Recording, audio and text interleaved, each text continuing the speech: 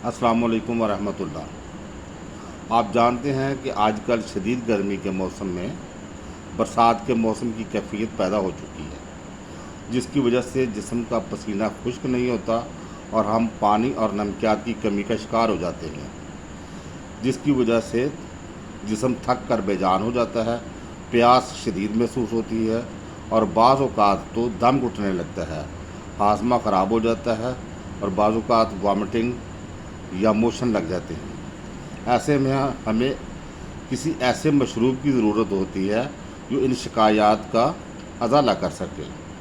हम आपको बड़ा ही मुजर्रब और नहायत फ़ायदेमंद ड्रिंक बता रहे हैं, आप नोट कर लीजिए और इसको इस्तेमाल करें।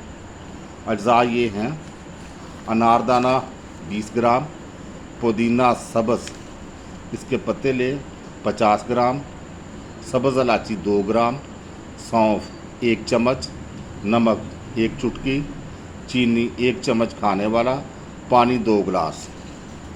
जूसर ब्लेंडर में डालकर अच्छी तरह शेक बनाएं और इसमें अपनी तबीयत के मुताबिक बर्फ़ डालकर नोश करें।